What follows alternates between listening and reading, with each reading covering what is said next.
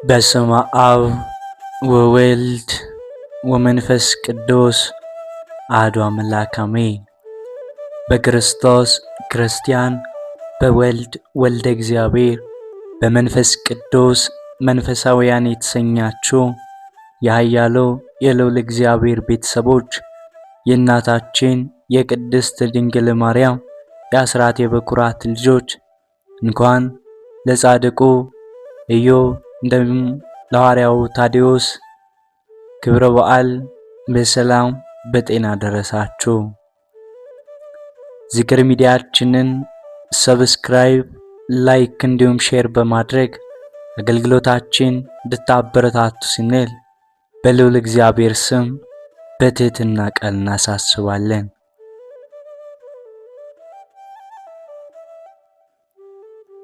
የደህንነታችን መሰረት እምነት በክርስቲያናዊ ሕይወታችን ውስጥ ችግርና መከራ በበዛብን ጊዜ ጸንተን እንድናልፍ ይረዳናል።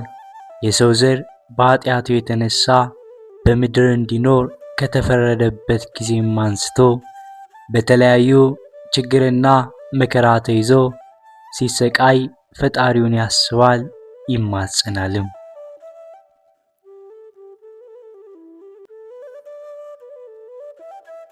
አንዳንድ ጊዜ ፈውስን ሲያገኝ፣ በሌላ ጊዜ ግን ወደማይመለስበት ዓለም በሞት ይለያል። ሆኖም ድነተ ሥጋም ሆነ ድነተ ነፍስን ከአምላካችን እንድናገኝ እምነት ያስፈልጋል።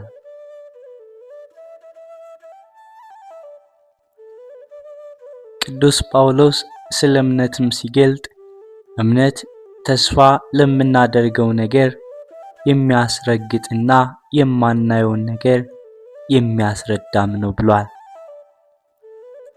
በእምነት የማናየውን ነገር እንድናይ አድርገን መቀበል መታመን ወይንም መታዘዝ ጭምር መሆኑንም አስተምሮናል።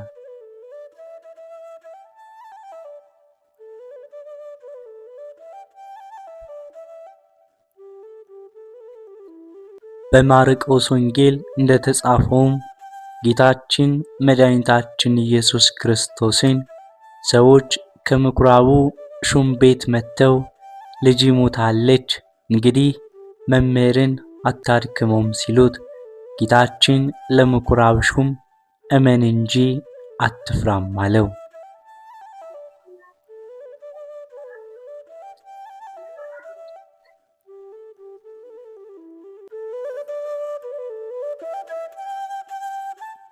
ከጴጥሮስና ከያዕቆብ ወንድም ከዮሐንስም በቀር የሚከተለው ማንም እንዳይኖር ከከለከለም በኋላ ወደ ምኩራብ ሹም ቤት ገባ።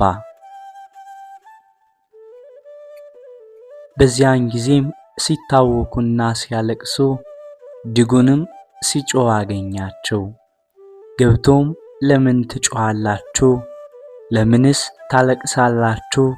ልጅቱስ ተኝታለች እንጂ አልሞተችም አላቸው። በጣምም ሳቁበት። እርሱ ግን ሁሉን አስወጥቶ የብላቴናይቱን አባትና እናት ከእርሱ ጋር የነበሩትንም ይዟቸው ብላቴናይቱ ወዳለችበት ገባ። የብላቴናይቱንም እጅ ይዞ ጣሊታ ቁሚ፣ አንቺ ብላቴና ተነሽ አላት። ያን ጊዜም ያች ብላቴና ተነስታ ወዲያና ወዲያ ልጅ፣ ዕድሜዋም 12 ዓመት ነበር። እነርሱም እጅግ ተደነቁ። ይህንን ድንቅ ታምር ያደረገ አምላክ ከበሽታና ከክፉ ደዌ ማዳን እንደሚችል ማመን የኛም ፈንታ ነው። የክርስትናም ኑሮ የተጋድሎ ሕይወት ነው። ቅዱስ ጳውሎስ ለፊልጵስዩስ ሰዎች ነገር ግን ስለ እርሱ መከራ ልትቀበሉ ነው እንጂ ልታምኑበት ብቻ አይደለም። እንግዲህ እኔን እንዳያችሁኝ የኔንም ነገር እንደሰማችሁ ምንጊዜም ተጋደሉ በማለት አስረድቷቸዋል። ለዚህም ታላቁ ምሳሌ የሚሆነው የጻድቁ አባታችን የኢዮብን ታሪክ እናወሳለን፣ እንተርካለን። አውስጢድ በሚባል ሀገር ስሙ ኢዮብ የተባለ አንድ መልከ መልካም ደግ ሰው ነበር። ያም ሰው ቅን፣ ንጹሕና ጻድቅ፣ እግዚአብሔርን የሚፈራ ከክፉ ሥራ የሚራቅም ነበር።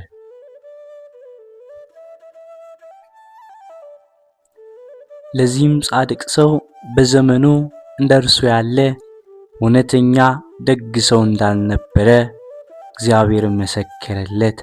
ሰይጣንም ቀንቶበት በገንዘቡና በልጆቹ ላይ ያሰለጥነው ዘንድ ወደ እግዚአብሔር ጠየቀ። የጻድቅ ኢዮብን ትዕግስት እግዚአብሔር ስለሚያውቅ ሰይጣንን በኢዮብ ላይ አሰለጠነው።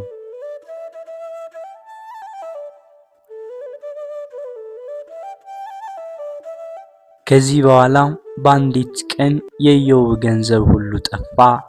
ስጋው በደዌ ስጋ ከራሱ ጠጉሩ እስከ እግሩ ጥፍር ድረስ ተመታ። በዚህ በአስጨናቂ ደዌ ውስጥም ኖረ። ደግሞ እግዚአብሔርን አመሰገነ። አንዲት ቃልስ እንኳን በፈጠረው እግዚአብሔር ላይ አላጉረመረመም። ነገር ግን ረገማ ለዕለት ዘተወልደ ባቲ እንደተባለ የተወለደበትን ቀን ረገመ።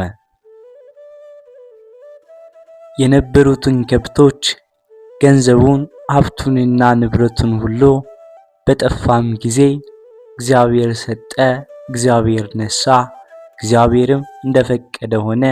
የእግዚአብሔር ስምም የተባረከ ይሁናለን።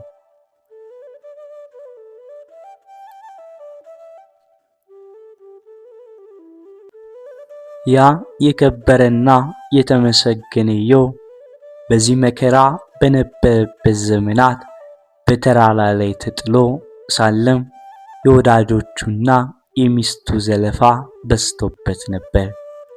ሚስቱም ልታበረታው፣ ልትረዳው፣ ልታጽናናው ሲገባ ከወዳጆቹ ብሳ እንዲህ ብላ መከረችው።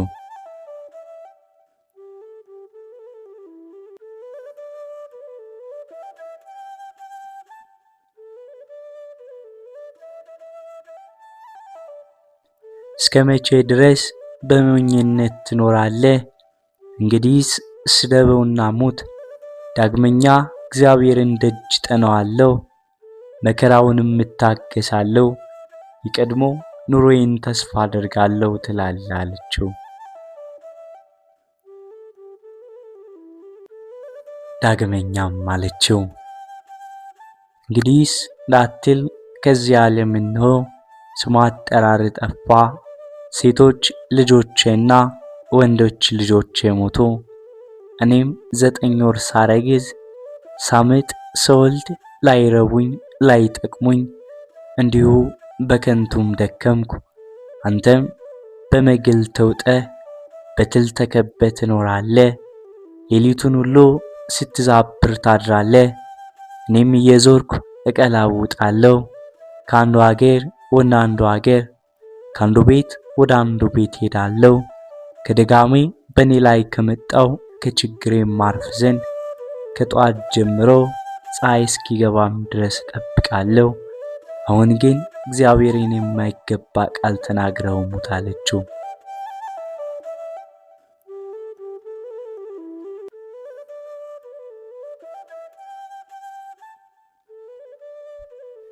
ኢዮብም ሚስቱን እየተመለከተ በትዕግስት ሰማት፣ እንዲህም አላት፣ ይህንን ሁሉ እግዚአብሔር ለመልካም አደረገ።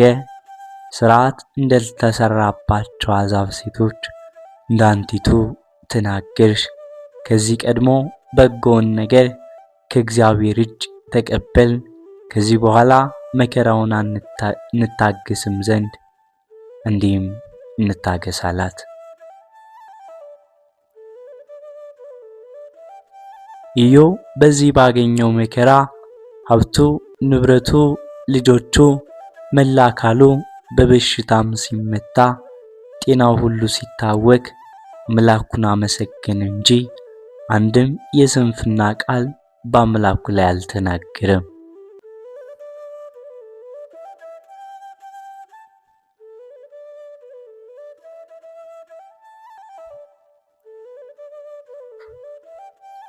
ወተፈተነ ወተነጥፈ ከመ ወርቅ በእሳት። ወርቅ በእሳት እንዲፈተን ፈጽሞ ተፈተነ ብሎ መሰከረ። ያለ መከራ ዋጋ ያለ ፈተና ጸጋ አይገኝምና እግዚአብሔርም በደመና ውስጥ ኢዮብን ተናገረው። ከዚህም በኋላ ከደዌ ሁሉ ፈወሰው። ሀብቱንም ሁሉ ባርኮ ከቀድሞ እጥፍ አደረገለት። የተባረኩ ልጆችም ሌሎች ወንዶችና ሴቶችንም ሰጠው። ጻድቁ ኢዮብ ከደዌ ከተፈወሰም በኋላ ለ170 ዘመን በምድር ላይ ኖረ። በጠቅላላውም 248 ዓመት በበጎ ሽምግልና ኑሮ እግዚአብሔርን አገልግሎ በሰላም አረፈ። መንግሥተ ሰማያትንም ወረሰ። የጻድቁ ኢዮብ ታሪክ በእምነት መጽናት፣ በተስፋ መኖርና መታገስን ያስተምረናል። የትኛውንም አይነት መከራም ሆነ ችግርን ለማሳለፍና ጠላትን ለማሸነፍ የሚረዳን ኃይል እምነት መሆኑን ከርሶ የተጋድሎ ሕይወት እንረዳለን። እምነት ሲኖር ተስፋ እናገኛለን። ተስፋ ወደ አምላካችን ያቀርበናል። ሆኖም ሰው ከአምላኩ ርቆ በኃጢአት ባርነት በሚኖርበት በዚህ ወቅት ፍቅር፣ ሰላምንና ጤናን አጥቷል። በአስከፊ ሁኔታም መከራ እየተቀበለም ይገኛል። በማናኛውም ሆነ ባወቅነው ኃጢአትና በእምነታችን መጉደል ምክንያት የተለያዩ መከራዎችን መቋቋም በማንችልበት መልኩ ግፍ እየደረሰብንም ነው። የሰው ሕይወት እንደ ቅጠል እየረገፈ መሆኑን ስናስብ ስቃይ አስከፊ መሆኑንም አንክድም።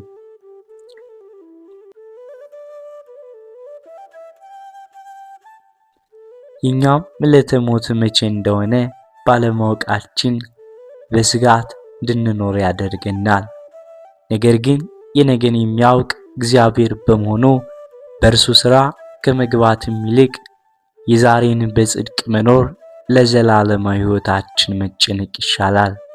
እግዚአብሔር አምላክ ከፈቀደው ነገር አንዲት የሚቀየር የለምና በመሆኑም በእምነትና በጽናት ያለ ፍራቻም ልንኖር ይገባል።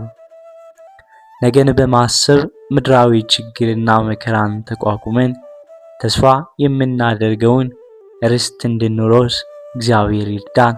እናታችን ቅድስት ድንግል ማርያም የአስራን ሀገሯን ኢትዮጵያን ትጠብቅልን። አሜን።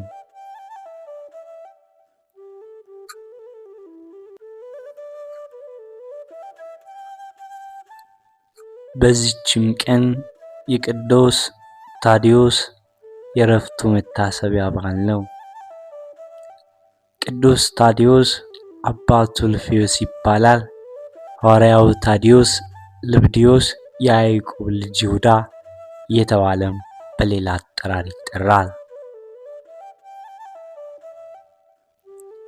ጌታችን መድኃኒታችን ኢየሱስ ክርስቶስ ከሐዋርያትም አስቀድሞ ታዲዮስን እንደመረጠው መጽሐፈ ስንክሳር ይናገራል። ቅዱስ ታዲዮስ በየሀገሩ የተዘዋወረ ወንጌልን በመስበክ ከአይሁድና ከአረማውያን ወገን ብዙዎች በክርስትና ሃይማኖት አሳምኖም አስጠምቋል። አንድ ቀን ወደ ሀገረ ስብከቱ ወደ ሶርያ ለስብከተ ወንጌል ሲሄድ ጌታችን መድኃኒታችን ኢየሱስ ክርስቶስ በጎልማሳ አምሳል ተገልጦ ወዳጄ ታዲዮስ ሆይ እኔ ካንተ ጋር ነኝና አትፍራም ብሎ ሰላምታም ሰጥቶት ወደ ሰማይ አረገ።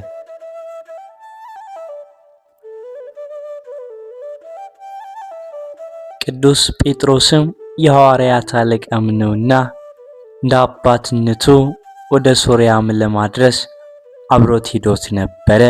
ከከተማዋ አጠገብም ሲደርሱ አንድ ሽማግሌ በሮችን ጠምደው ሲያርሱም አገኙ።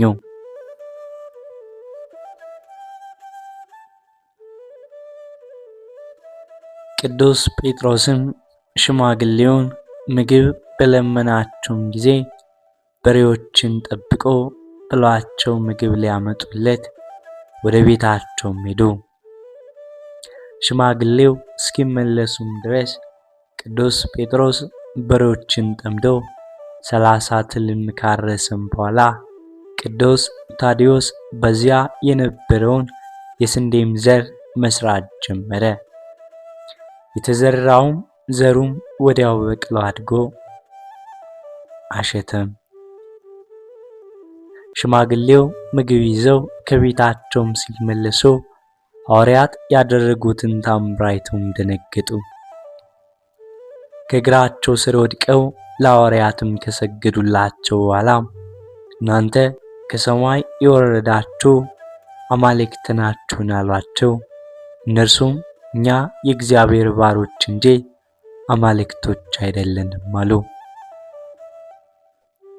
ሽማግሌውም ስላደረጋችሁልኝ በጎ ሥራ በምትሄዱበት ቦታ ሁሉ ልከተላችሁን ባላቸውም ጊዜ ይህንን ልታደርግ አይገባም፣ ነገር ግን በሬዎችን ለጌታቸው መልስና በቤት የምንበላውን ታዘጋጅልን ዘንድ ለባለቤት ንገራት፣ እኛ ወደዚች ከተማ ገብተን እግዚአብሔር እስከሚጠራን ጊዜ ድረስ እንቆያለንና አሏቸው። ሽማግሌው ከስንዴው እሸት ይዘው በሮችን እየነዱ ወደ ከተማም ሲሄዱ የከተማው ሰዎች ወቅቱ የእርሻ እንጂ የእሸት ጊዜም አልነበረምና እየተገረሙ ይህንን እሸት ከወዴት አገኘው አሏቸው። ሽማግሌው ግን ምላሽ አልሰጧቸውም ነበር። ሽማግሌው ሐዋርያት እንዳዘዟቸው በሬዎችን ለጌታቸው መልሰው ቤታቸውን አዘጋጅተው ራት እንድታዘጋጅላቸው ለሚስታቸውም ነገረው። ወሬውን የከተማው መኳንንት በሰሙም ጊዜ ሽማግሌውን በክፉ አሟሟት እንዳትሞት እሸቱን ከወዴት እንዳገኘው ንገረን ብለው መልእክተኞችን ላኩባቸው። ሽማግሌው ሕይወት ከኔ ጋራ ሳለ ሞትን አልፈራም ካሉም በኋላ ሐዋርያት ያደረጉትን ሁሉ ነገራቸው።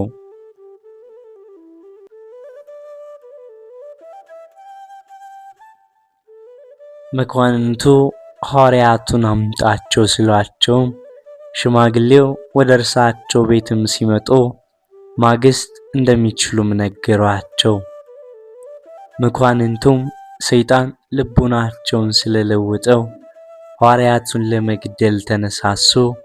እኩሌቶቹ ግን አምላካቸው ኢየሱስ የሚሹትን ሁሉ እንደሚያደርግላቸው ሰምተናልና ልንገድላቸው አንችልም፣ ነገር ግን አመንዝራ ሴት ወስደን በከተማው በር ዕቃኗን እናስቀምጣት፣ እርሷን ሲያዩ ወደ ከተማችን አይገቡም አሉ።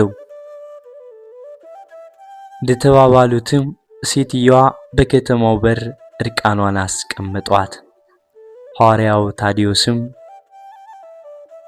ባያት ጊዜ ጌታ ኢየሱስ ክርስቶስ ሆይ ወደ ከተማው ገብተን በከበረ ስምህ እንድንሰብክ ይችን ሴት በአየር ላይ ስቀላት፣ የመላእክት አለቃ ቅዱስ ሚካኤልን ላክልን ብሎ ጸለየ።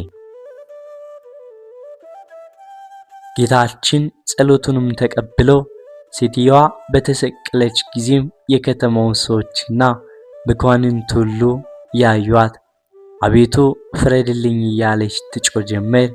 መኳንንቱ ግን ሰይጣን ልቦናቸውን አጽንቷልና የሐዋርያትን ትምህርት አልተቀበሉም።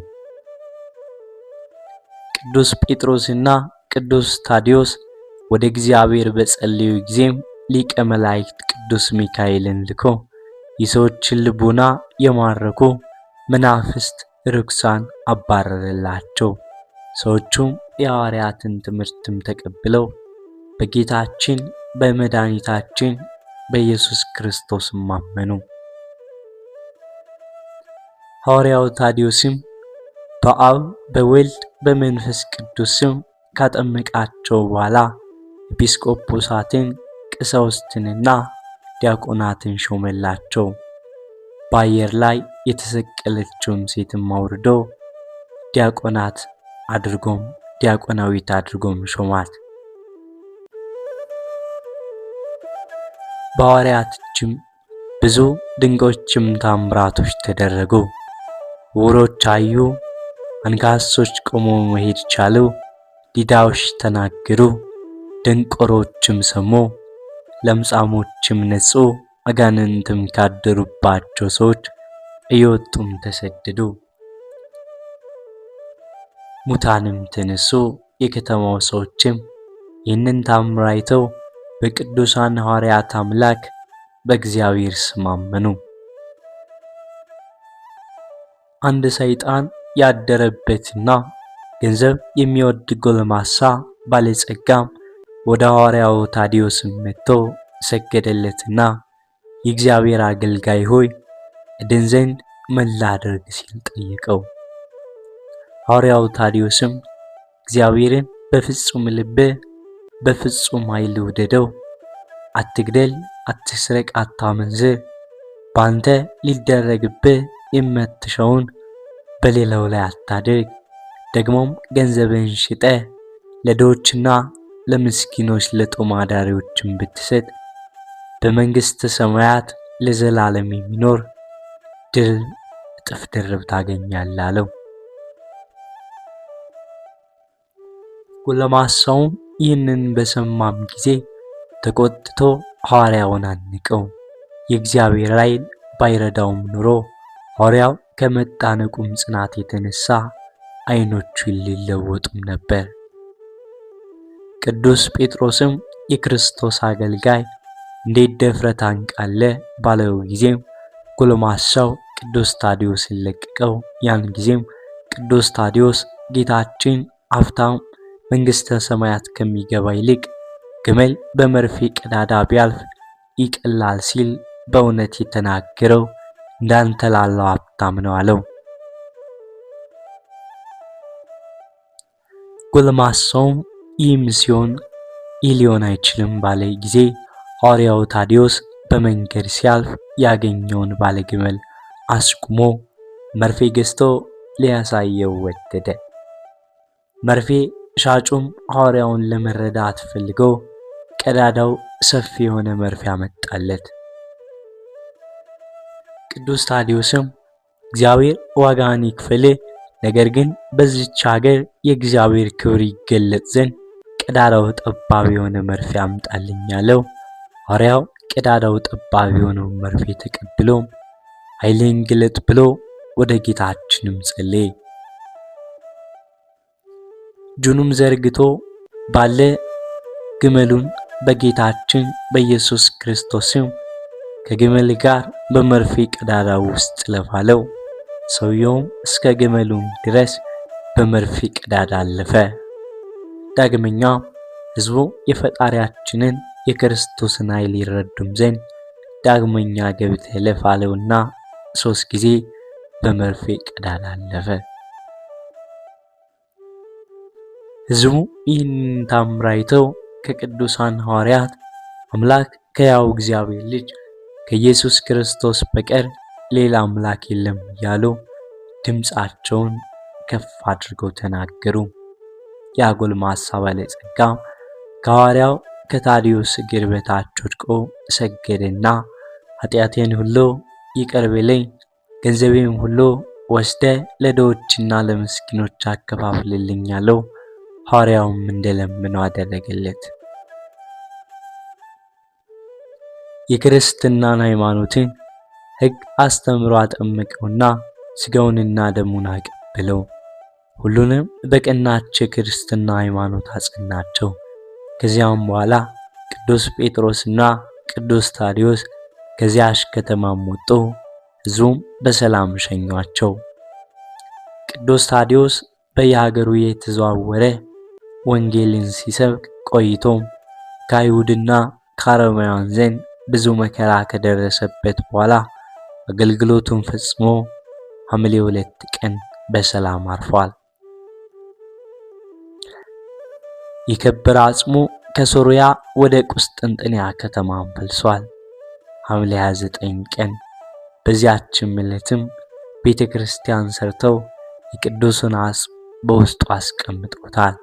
ከአጽሙም ብዙ ድንቆች ታምራቶችም ተገልጠውበታል። ለእግዚአብሔር ምስጋና ይሁን። እኛንም በጻድቁ በሐዋርያው ታዲዮስ በረከቱ ረድኤቱ ከኛም ከመላው ሕዝበ ክርስቲያን ላይ አድሮና ጸንቶ ይኑር፣ አሜን። ወስብሐት